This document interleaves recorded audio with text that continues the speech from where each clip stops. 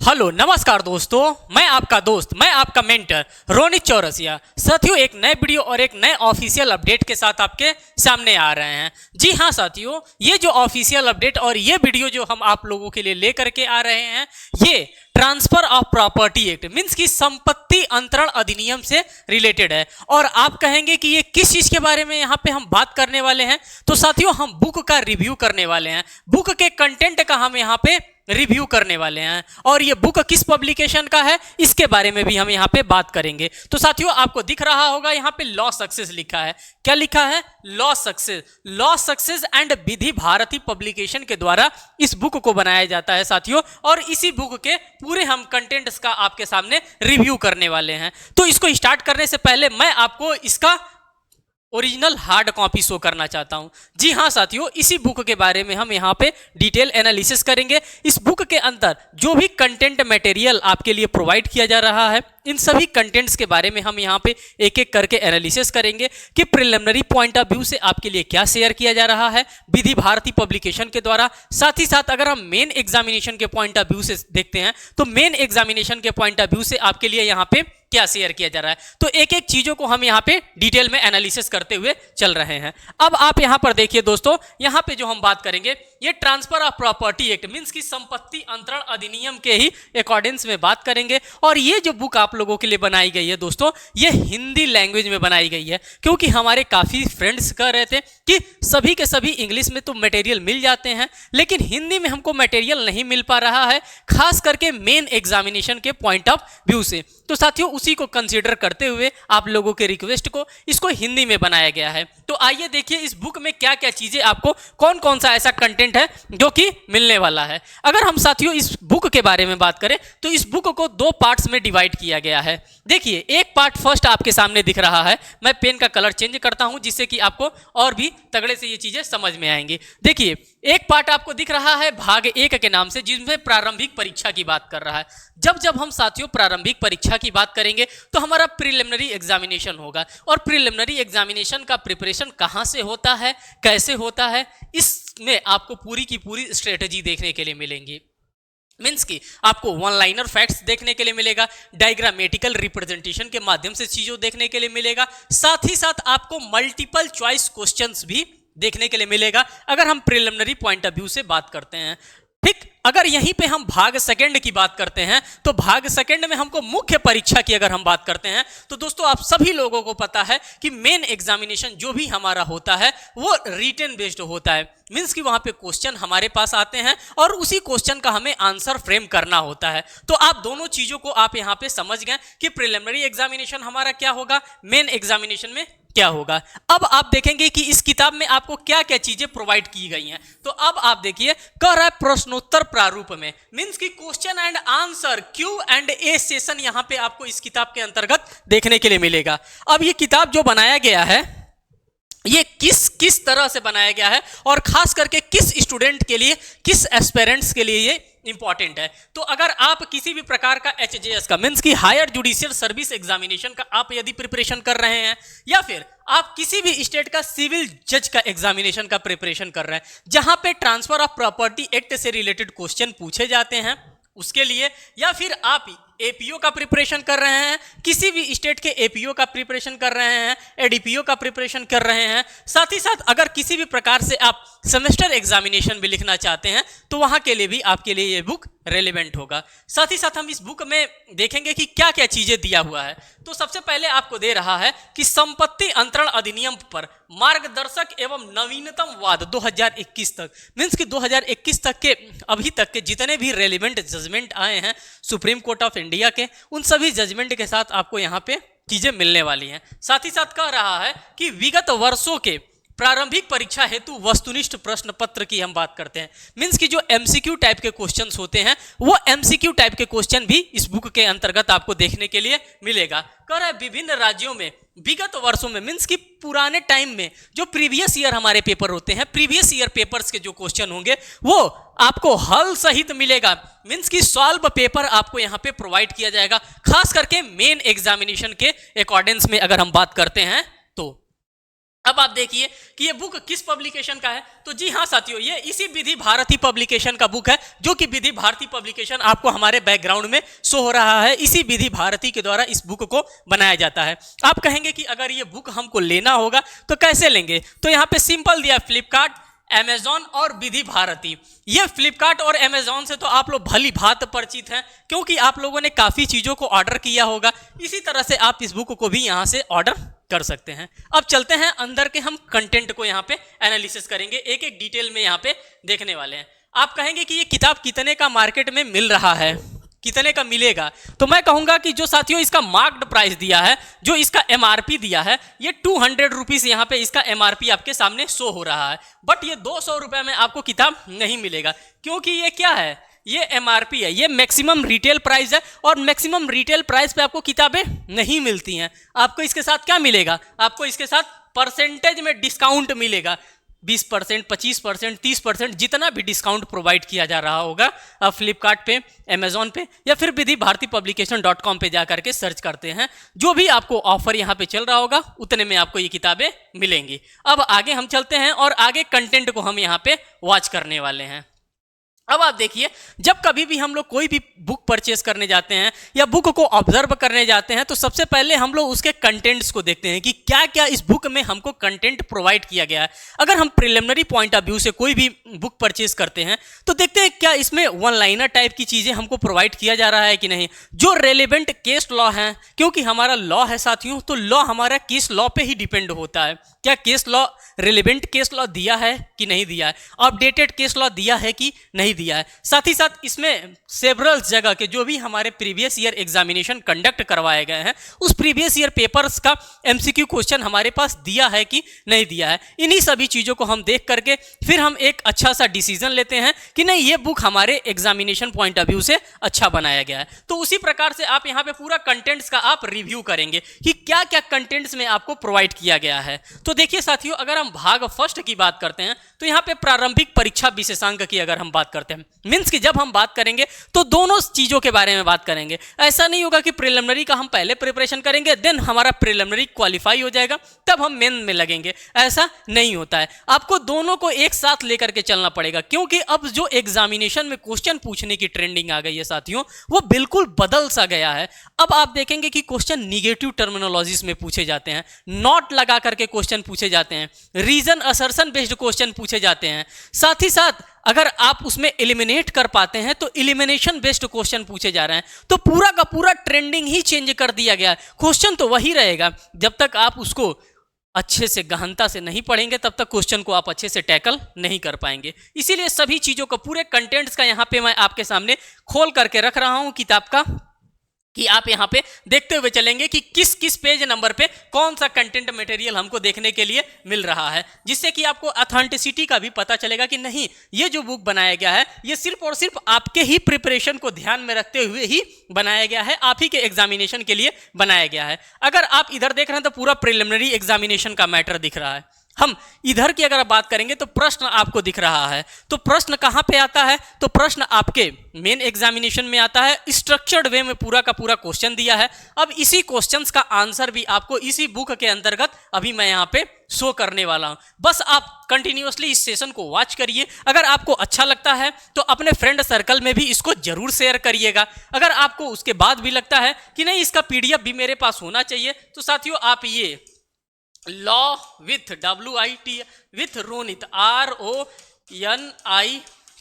इसको, ये Telegram group है, आप इसको अगर ज्वाइन कर लेते हैं तो आपको एज यूजुअल इसका PDF भी मिल जाएगा। अब आगे हम चलते हैं, आगे अब चीज़ों को हम यहाँ पे एनालिसिस करने वाले हैं। आइए हम आगे एक एक चीज़ों को अब देखेंगे। ये पूरा का पूरा कंटेंट ही है। और आप देख लीजिए कि बिहार जे में ये क्वेश्चन पूछा गया था, MP जे में ये क्वेश्चन पूछा गया था, बिहार जे में ये क्वेश्चन पूछा गया था, बिहार जे में ये क्वेश्चन पूछा गया था। तो जितने भी आपको मेन एग्जामिनेशन के क्वेश्चन साथियों यहाँ पे दिखेंगे, सभी के सभी किसी न किसी एग्जामिनेशन में पूछे गए क्वेश्चन होंगे। क्वेश्चन की रेलेवेंसी 100% है, इसीलिए यहाँ पे इनको जगह दिया गया, अन्यथा इनको जगह यहाँ पे नहीं दिया जाता, क्योंकि क्वेश्चन तो डिफरेंट काइंड्स के बनते हैं। हर एक क्वेश्चन को यहाँ पे रखना मुमकिन नहीं है। अब आप यहाँ पर देखिए, अगर हम बात करेंगे तो सबसे पहले प्रिलिमिनरी पॉइंट ऑफ व्यू से चीज़ों को हम यहाँ पे एनालिसिस करेंगे।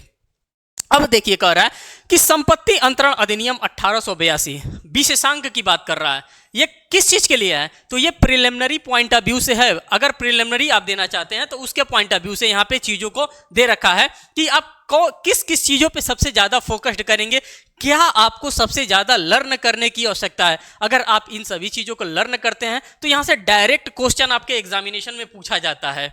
ठीक, अब आगे हम चलेंगे और आगे आपको देखेंगे कि यहाँ पे जो भी चीजें हो सकती हैं आपको डायग्रामेटिकल रिप्रेजेंटेशन के थ्रू आपको चीजें समझाने की कोशिश की जा रही हैं। अब आप कहेंगे कि संपत्ति अंतरण अधिनियम, अगर हम ट्रांसफर ऑफ प्रॉपर्टी एक्ट की बात करते हैं तो इसको किस प्रकार से इसको बाइफरकेट किया गया है, वन लाइनर फॉर्मेट में बनाया गया है, साथ ही साथ डायग्रामेटिकल रिप्रेजेंटेशन में बनाया गया है। अगर डायग्राम के थ्रू आपको कोई चीजें समझा दी जाती हैं तो वो चीजें आपको काफी दिनों तक याद रहती हैं और आप अपने फ्रेंड को भी जब समझाते हैं तो डायग्राम फटाफट आप खींचते जाते हैं और समझाते जाते हैं। यही काम आपको आपके मेन एग्जामिनेशन में भी साथियों करना है। जितना बेहतर से बेहतर तरीके से आप वहां पे डायग्रामेटिकल रिप्रेजेंटेशन के माध्यम से आप अपने मेन एग्जामिनेशन में आंसर को फ्रेम कर सकते हैं, उतना बढ़िया से बढ़िया आपको मार्क्स वहां पे मिलने वाला है। ऐसा नहीं कि डायग्रामेटिकल रिप्रेजेंटेशन के थ्रू आप आंसर बनाते हैं तो आपके नंबर को डिडक्ट कर लिया जाएगा, ऐसा बिल्कुल नहीं होता है। अभी हम पूरे के पूरे आंसर के फॉर्मेट को भी यहाँ पे शो करने वाले हैं। तो अब आप यहाँ पर देखेंगे कि पक्षकारों के द्वारा की अगर हम बात करते हैं और साथ ही साथ कह रहा है विधि प्रवर्तन द्वारा, तो इन दोनों के द्वारा किस तरह से क्या होता है, दोनों का बाइफर्केशन आप यहां पर देखिए। कह रहा है इच्छा पत्र, विल पत्र के द्वारा या फिर जीवित व्यक्तियों के द्वारा संपत्ति अंतरण अधिनियम की बात करते हैं तो दोनों में आप बाइफर्केशन देखेंगे कि किस तरह से यहां पे बाइफर्केट किया गया है।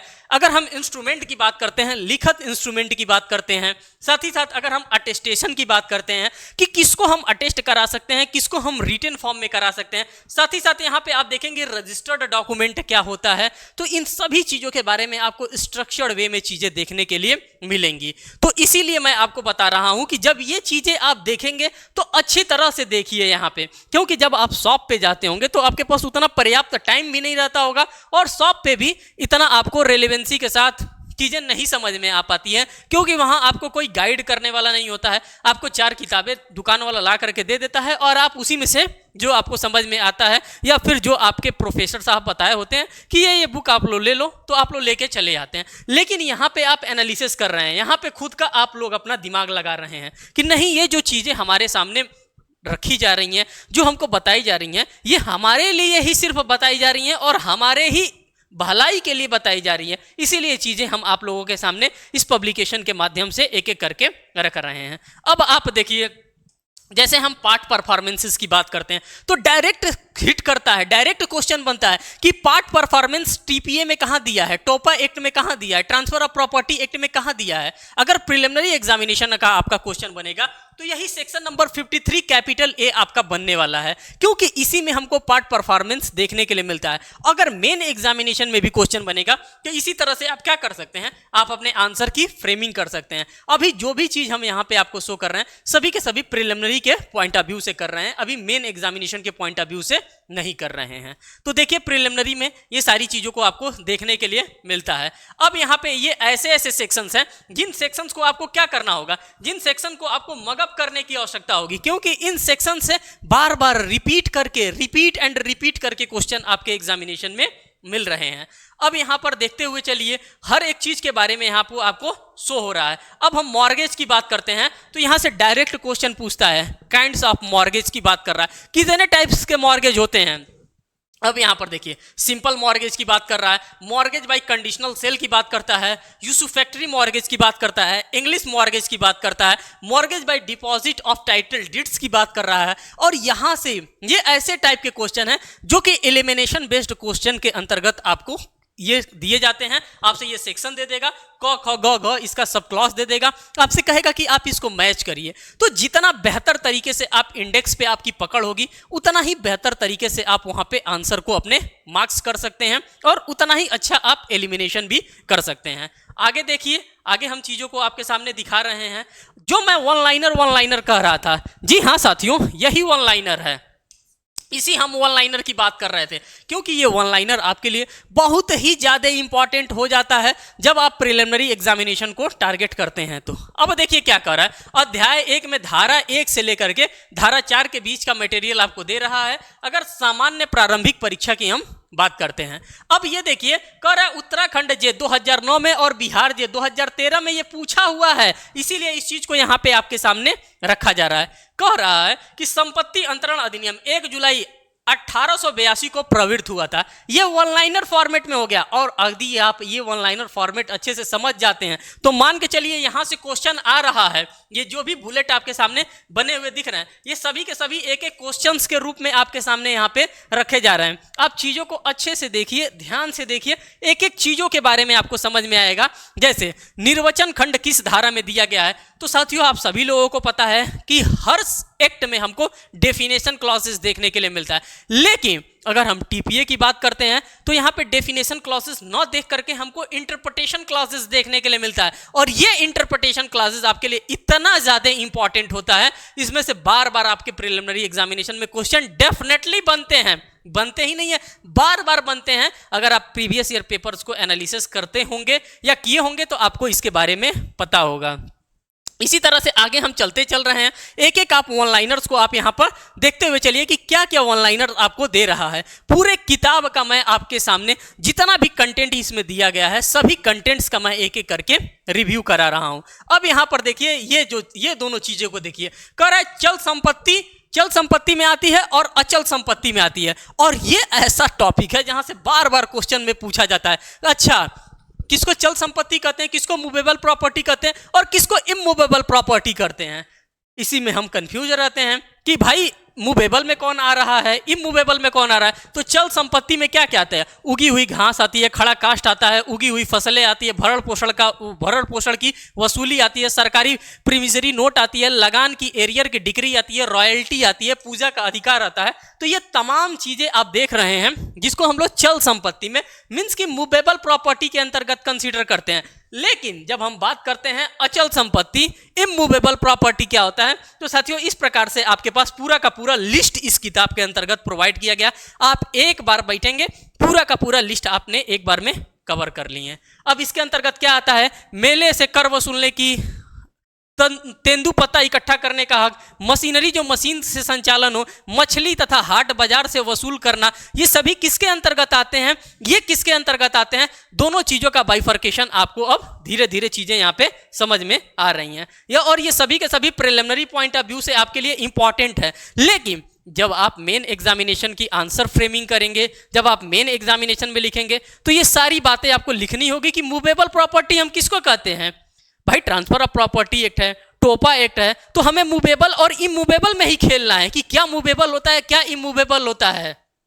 ऐसा नहीं कि हमें इसे दूसरे जगह भाग करके जाना है। अगर हम इसमें अच्छे से खेल ले जाते हैं तो मेन एग्जामिनेशन में अच्छे से खेल ले जाएंगे। अगर यहाँ पे कंफ्यूज होंगे कि अच्छा ये मूवेबल में आता है ये इमूवेबल में आता है, ना हम अच्छे से एग्जाम्पल दे पाएंगे ना अच्छे से इलस्ट्रेशन को ही हम समझ पाएंगे। इसीलिए इस चीज़ों को जानना आपके लिए बहुत ही ज़्यादा रेलिवेंट होता है। अब आगे चलिए, आगे यहाँ पर देखिए कह रहा है अन्य संक्रमण अवरुद्ध करने वाली धारा 10 की बात कर रहा है और धारा 11 की बात कर रहा है। ये ऐसे ऐसे धारा हैं जहां से बार बार क्वेश्चन न चाहते हुए भी आपके एग्जामिनेशन में रेस किया जाता है, क्योंकि यहाँ पे आप लोग डेफिनेटली फंसते हैं। इसीलिए ये सारी चीजें आपको यहाँ पे दे रखा है। अब हम चल रहे हैं मेन एग्जामिनेशन के पॉइंट ऑफ व्यू से, लेकिन उससे जाने से पहले मैंने आपको कहा था कि इसमें आपको डायग्रामेटिकल रिप्रेजेंटेशन मिलेगा, वो मिला सबसे पहले। फिर मैंने कहा था कि कुछ कॉन्सेप्ट बेस्ड आपको चीजें मिलेंगी, कॉन्सेप्ट बेस्ड मिला। मैंने कहा था कि आपसे वन लाइनर फॉर्मेट में चीजें मिलेंगी,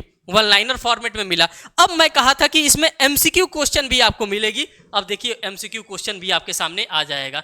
कौन सा अधिकार बंधकदार का है न कि बंधककर्ता का है। अब इसमें जो भी आपका करेक्ट आंसर आपको लग रहा है उस करेक्ट आंसर को आप क्या कर सकते हैं, यहाँ पे आंसर भी प्रोवाइड कर रखा है। आप उसको एज अ प्रैक्टिस सेट के तौर पे या जिस तरह से आप इसका इस्तेमाल करना चाहते हैं उस तरह से धूमधाम से आप इसका इस्तेमाल करिए और खूब पढ़िए। आगे चलते चलते हैं, देखते चलिए कि इसमें नंबर ऑफ क्वेश्चंस को आप देखते चलिए कि कितने ज्यादा नंबर्स ऑफ क्वेश्चन आपको ट्रांसफर ऑफ प्रॉपर्टी एक्ट में आपके लिए प्रोवाइड किया जा रहा है।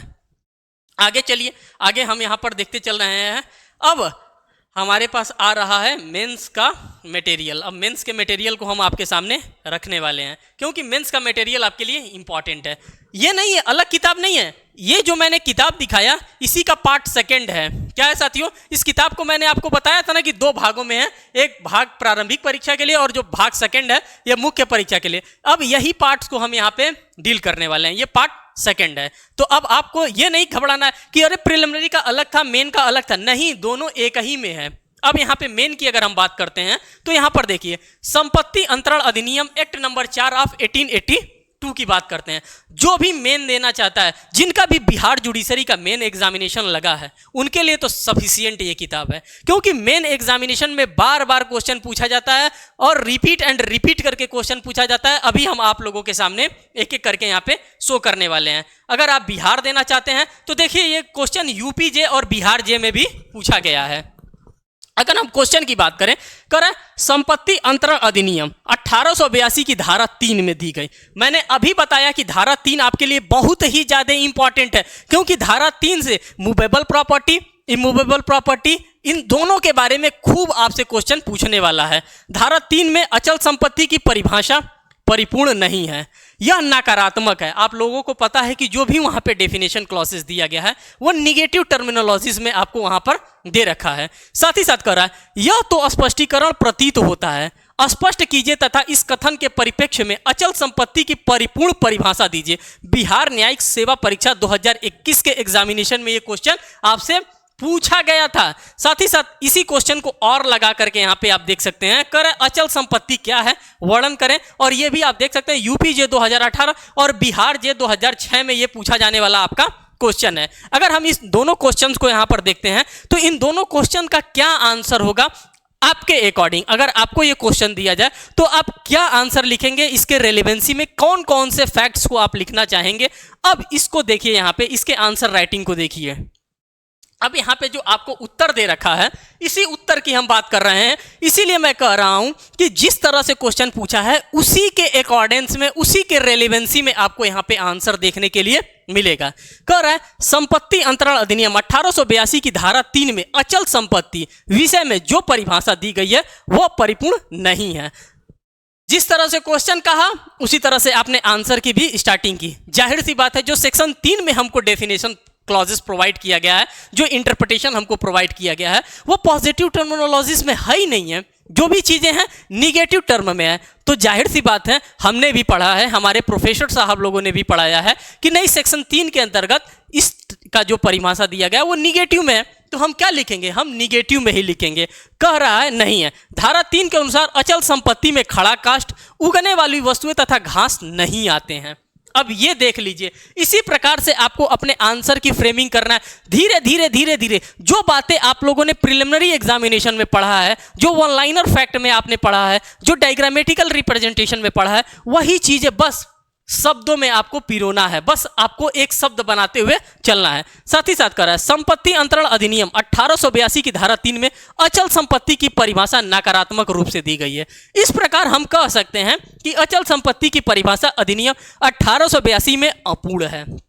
वही चीज को आप क्या कर रहे हैं, बता रहे हैं, कई प्रकार से आप बताने की कोशिश कर रहे हैं, और यही आर्ट ऑफ राइटिंग होता है। इसी को जितना बेहतर तरीके से आप लिख सकते हैं, कहीं कहीं वर्ड लिमिट आपको देता है, कहीं कहीं वर्ड लिमिट नहीं देता है। अगर 20 नंबर में देगा तो आपको अमूमन 5 से 6 पेज में आपको आंसर लिखना ही लिखना है। तो 5 से 6 पेज का किस तरह से आप पेजेस भरेंगे। अगर एक क्वेश्चन दे दिया है 15 नंबर का या फिर 20 नंबर का, तो इसी तरह से आपको आंसर्स को लिखना पड़ेगा। फिर साथ ही साथ आपको यहाँ पे भी रेफरेंस देना पड़ेगा, किसका, रजिस्ट्रेशन एक्ट का। रजिस्ट्रेशन एक्ट का क्या, धारा 3 sub clause 26 of registration act में दिया गया अचल संपत्ति की परिभाषा से मदद लेना होगा। अगर हमको देखना होगा कि कहाँ ये चीजें बताई गई हैं पॉजिटिव टर्मिनोलॉजी में, तो हमको भाग करके रजिस्ट्रेशन एक्ट में जाना होगा। रजिस्ट्रेशन एक्ट का सेक्शन नंबर 3 का सब क्लॉज नंबर 26 को हमको देखना पड़ेगा, और इसी प्रकार से चीजें पूरी आपकी चलती चली जा रही हैं। अब आप यहां पर देखते हुए चल रहे हैं। फिर एक नेक्स्ट क्वेश्चन आया, नेक्स्ट क्वेश्चन को आप ऑब्जर्व करिए, और ये जो क्वेश्चन आपसे पूछा गया है ये एमपी, देखिए एमपी, बिहार और एमपी एचजेएस, ये क्वेश्चन का वेटेज आप देखिए कि किस तरह से कितने नंबर ऑफ जगहों पे एक ही क्वेश्चन को पूछा जा रहा है। कह रहा है अनुयोज्य दावा, अब अनियोज्य दावा क्या होता है, अगर इंग्लिश में आप इसको जानना चाहें तो इसको एक्शनेबल क्लेम के नाम से जानते हैं। मीन्स कि अनुयोज्य जिसमें हम एक्शन ले सकते हैं, एक्शनेबल क्लेम की बात कर रहा है। अनियोज्य दावा से आप क्या समझते हैं, ठीक। इसे किस प्रकार अंतरित किया जा सकता है, अगर किसी का भी एक्शनेबल क्लेम है तो एक्शनेबल क्लेम को आप किस तरह से ट्रांसफर कर सकते हैं। पहले आप क्वेश्चन को अगर 2 मिनट दे करके समझ लेंगे तो पूरा का पूरा क्वेश्चन आपका आंसर आपके सामने रख देगा। साथ ही साथ कह रहा है ऐसे किसी प्रकरण में अंतरण विलेख का रजिस्ट्रेशन अनिवार्य है। अगर इस प्रकार से है तो क्या रजिस्ट्रेशन जो होता है वो मैंडेटरी होता है कि नहीं होता है। सब क्वेश्चन कह रहा है कि जो आपका एक्शनेबल क्लेम होता है, एक्शनेबल क्लेम क्या होता है, एक्शनेबल क्लेम में हम जो चीजें कर रहे हैं क्या किसी को अंतरण कर सकते हैं, किसी को ट्रांसफर कर सकते हैं, उसी के पूरे के बारे में हमको लिखना है। अगर ट्रांसफर कर सकते हैं तो क्या उसमें जो रजिस्ट्रेशन होता है वो मैंडेटरी होता है कि नहीं होता है। अब उसी के अकॉर्डिंग्स में यहाँ पे पूरा का पूरा आंसर आपके सामने बना है। कह रहा है कि अनियोज्य दावा अभौतिक वस्तु है जिसके लिए न्याय में दावा भी करता है। आप इसके लिए न्यायालय में जा सकते हैं कि साहब मेरा एक्शनेबल क्लेम था, मेरा क्लेम बन रहा था लेकिन भाई साहब देने से मना कर रहे थे, तो मैं इसीलिए क्या आया हूं, मैं यहाँ पे न्यायालय का दरवाजा खटखटा रहा हूं। इसी प्रकार से पूरे के पूरे आंसर की यहाँ पे फ्रेमिंग की गई है। आप पूरा का पूरा यहाँ पर देखते हुए चलिए। और बिहार वालों लोग के लिए तो मैं डेफिनेटली कहूँगा कि अगर टीपीए पे उनका कमांड नहीं है तो फिर बड़े मुश्किल हो जाएगा। इसीलिए टीपीए पे आप देख सकते हैं बार बार टीपीए का क्वेश्चन यहाँ पे बिहार जे में आपका बन रहा है। कह रहा है कि what do you understand by transfer of property, explain the law relating to the transfer of unauthorised person की बात कर रहा है। अगर इसी क्वेश्चन को हम हिंदी में देखना चाहेंगे तो कह रहा है संपत्ति के अंतरण से आप क्या समझते हैं, अनधिकृत व्यक्ति द्वारा अंतरित की विधि का वर्णन कीजिए। तो अब इसका क्या आप आंसर बनाएंगे, तो इसी के अकॉर्डिंग्स में आपको क्या करना होता है साथियों, आपको अपने आंसर की फ्रेमिंग करनी होती है। और इसकी आंसर की फ्रेमिंग कहां से हो रही है, आप चैप्टर का नाम बता रहे हैं, अध्याय 2 में धारा 5 से लेकर के 53A तक पार्ट परफॉर्मेंस की भी बात कर रहा है। सेक्शन नंबर 53A तक जंगम एवं स्थावर दोनों प्रकार की संपत्तियों के अंतरण से संबंधित सामान्य उपबंधों का उल्लेख किया गया है। इस अध्याय की धारा 5 से लेकर के 53A तक मुसलमानों के मामले में नहीं लागू होता है। और यह चीज आपके प्रिलिमिनरी एग्जामिनेशन में बार बार पूछा जाता है कि क्या यह मुस्लिमों में लागू होता है, मुस्लिम एक्ट में लागू होता है, तो आपको देखने के लिए मिलेगा कि जी नहीं लागू होता है। और यह क्वेश्चन आपके एग्जामिनेशन में रीजन एंड असर्शन बेस्ड बनेगा। और वहां पे आप अगर नहीं पढ़े रहेंगे तो कहीं ना कहीं अब आप समझ ही सकते होंगे। आगे चलते हैं, आगे इसी प्रकार के पूरे क्वेश्चन आपको देखने के लिए मिल रहे हैं। ये पूरा का पूरा क्वेश्चन आपके सामने आ रहा है और हर क्वेश्चन के नीचे आप देखेंगे कि बिहार और बिहार लगा हुआ है। इसलिए बिहार लगा हुआ है क्योंकि बिहार का ट्रांसफर ऑफ प्रॉपर्टी एक्ट बहुत ही फेमस एक्ट है और वहां पे बार बार आपसे एग्जामिनेशन टीपी से पूछा जाता है, टीपीए एक्ट से पूछा जाता है। अब उसी के रेलेवेंसी में यहाँ पे आंसर भी आपको देखने के लिए मिल रहा है कि क्या क्या इसका आंसर हो सकता है, क्या क्या हम आंसर लिखेंगे तो वो और भी बेहतर हो सकता है। तो साथियों यहाँ पे आप देखिए, फिर आप देखिए यूपीजे का भी ये फेवरेट क्वेश्चन रहा है। यूपीजे में भी यहाँ से क्वेश्चन पूछा गया है ट्रांसफर ऑफ प्रॉपर्टी एक्ट से। तो जैसे क्वेश्चन पूछा जा रहा है वैसे ही उसी के अकॉर्डिंग्स में आपको आंसर लिखा जा रहा है। तो साथियों जो भी मटेरियल मैंने इस बुक का लाया था ये सभी के सभी मटेरियल्स को मैंने आपके सामने एक एक करके यहाँ पे रखने का डेफिनेटली प्रयास किया। कोई भी ऐसा मटेरियल नहीं है जो इस किताब में दिया हो और मैंने आपके सामने उसको आपके यहाँ पे शो न किया हो। हर एक मटेरियल्स को मैंने आपके सामने एक एक करके यहाँ पे शो कर दे रहा हूँ। अब आप देखिए इस टाइप के भी अब क्वेश्चंस बार बार आपके एग्जामिनेशन में पूछे जा रहे हैं। अब ये कहेंगे कि ये किस टाइप का क्वेश्चन है, तो ये क्वेश्चन आपको आता है पूरे, अगर 5 नंबर का आता है तो पूरा 5 में 5 नंबर दिला के जाने वाला क्वेश्चन है। क्योंकि पॉइंट वाइज 1 2 3 4 5 नंबर का है। अगर आपने 4 पॉइंट भी लिख दिया तो आपको 5 में 5 नंबर यहाँ पे मिलेगा ही मिलेगा। आपका नंबर यहाँ पे कटता नहीं है क्योंकि टू द पॉइंट आपसे वो जानकारी चाहता है, उलूल जुलूल की फर्जी बातें नहीं चाहता है। वो चाहता है जो मैं पूछ रहा हूँ कॉन्सेप्ट क्लियर होना चाहिए, बस आप वो टू द पॉइंट लिख देते हैं तो आपको 5 में 5 नंबर यहाँ पे मिल जाता है। और जब भी डिफरेंशिएट बेस्ड क्वेश्चन आए तो आप इसी तरह से क्वेश्चंस को क्या करेंगे, बाइफरकेट करेंगे और बाइफरकेट करके ही आप अपने आंसर को यहाँ पे लिखने का काम करेंगे। जैसे यहाँ पे इलेक्शन की हम बात करते हैं, तो इलेक्शन से रिलेटेड बिहार जे में 2011 में पूछा था, झारखंड जे 2017 में पूछा गया था। फिर साथ ही साथ आप देख लीजिए झारखंड, यूपी, बिहार, हर जगह इस टाइप के क्वेश्चन आपसे बार बार रिपीट करके पूछे जा रहे हैं। तो यहाँ पे साथियों आप लोगों ने हर एक चीज़ का अच्छे तरीके से एनालिसिस कर लिया। अब कोई भी चीज़ नहीं है जिसका मैं यहाँ पे एनालिसिस कराऊंगा आपके सामने। और मैंने आपसे बता भी दिया था कि पीडीएफ अगर लेना हो तो आपको पता भी मैंने दे दिया था। तो साथियों ये था पूरा का पूरा इन्फॉर्मेशन जो कि मैं आपके सामने लेकर के आया था इस वीडियो के माध्यम से। अगर इसके बाद भी आपका कोई डाउट रह जाता है तो साथियों हमारा कमेंट सेक्शन ओपन होता है। आप कमेंट सेक्शन में फ्री जब कभी भी आप फील फ्री करते हैं अपने आप को, तब वहाँ पे कमेंट सेक्शन में आप कमेंट डाल सकते हैं। हम आपके कमेंट को दिल से पढ़ते हैं और हर एक कमेंट्स का मैं रिप्लाई भी देना कोशिश करता हूं कि जितने ज़्यादा से ज़्यादा हो सके मैं रिप्लाई आपको दे दूं। आपका कोई भी डाउट ना रहे, अगर डाउट है तो उसको मैं क्लियर करने का डेफिनेटली कोशिश करता हूं। साथियों अगर आप चैनल पे हमारे नए हैं तो चैनल को जरूर सब्सक्राइब करिएगा, वीडियो को लाइक करिएगा और बेल बटन तो दबाना बिल्कुल भी ना भूलिएगा, जिससे मैं कोई भी लेटेस्ट अपडेट लेकर के आ रहा हूँ यूपी जुडिशरी से लेकर के, बिहार जुडिशरी से लेकर के या फिर किसी भी स्टेट जुडिशरी से लेकर के, वो सबसे पहले आप तक अपडेट पहुँचता रहे। फिर मिलेंगे एक नेक्स्ट वीडियो में एक नेक्स्ट अपडेट के साथ, तब तक के लिए धन्यवाद।